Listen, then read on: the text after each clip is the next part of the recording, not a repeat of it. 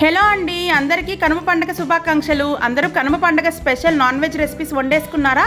మా మదర్ అయితే రైస్ కుక్కర్లో పొడి పొడిలాడే చికెన్ పులావ్ చేశారండి. 2 గ్లాసెస్ వరకు బాస్మతి రైస్ నానబెట్టేసుకోండి. 1/2 కిలో చికెన్లోకి 1/4 టీ స్పూన్ పసుపు, 1 టీ స్పూన్ ఉప్పు, 2 టీ స్పూన్ల వరకు కారం వేసుకోండి. అలాగే కరివేపాకు, కొత్తిమీర, పుదీనా వేసి 2-3 స్పూన్ల వరకు అల్లం వెల్లుల్లి గరం మసాలా పేస్ట్ వేసేసుకోండి.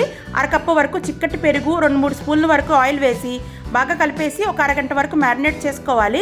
రైస్ కుక్కర్ పాత్రలోకి లైట్గా ఆయిల్ వేసుకోండి. హోల్ బిర్యానీ మసాలా ఇంగ్రీడియంట్స్ అలాగే జీడిపప్పు కూడా వేసేసి త్వరగా వేయించుకున్నాక సన్నగా పొడుగ్గా కట్ చేసి పెట్టుకున్న ఉల్లిపాయలు, పచ్చిమిరపకాయలు కూడా వేసేసుకొని బాగా మగ్గనివ్వాలండి. ఇందులోకి 1/4 టీ స్పూన్ వరకు పసుపు, 1 టీ స్పూన్ ఉప్పు వేసి బాగా కలిపేసుకోండి. ఈ ఉల్లిపాయలు మగ్గిన తర్వాత టొమాటో ముక్కలు కూడా వేసేసి టొమాటోలు బాగా మగ్గేటట్టు మగ్గించుకోండి.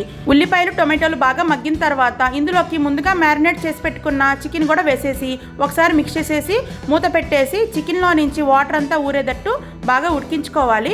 మనం ముందుగా నానబెట్టి తీసుకున్న బాస్మతి రైస్ కూడా యాడ్ చేసేయాలండి. 1 గ్లాస్ బాస్మతి రైస్కి 1.5 గ్లాస్ వరకు వాటర్ అయితే పర్ఫెక్ట్గా సరిపోతుంది. 3 గ్లాసుల వరకు వాటర్ వేసి ఒకసారి కలిపేసి గుప్పెడు కొత్తిమీర కూడా జల్లేసి రైస్ కుక్కర్లోకి పెట్టేసి స్విచ్ ఆన్ చేస్తే గుమగుమలాడే rice cooker chicken pulao ready. చాలా ఫ్లేవర్ఫుల్గా పొడి పొడిలాడుతూ వస్తుందండి. ఒకసారి మీరు ట్రై చేయండి. ఇది కొంచెం స్పైసీగానే ఉంటుంది కాబట్టి ఎటువంటి కర్రీ ఏమి యాడ్ చేసుకోక్కర్లేదండి. పెరుగు పచ్చడితో తింటే సూపర్ ఉంటుంది.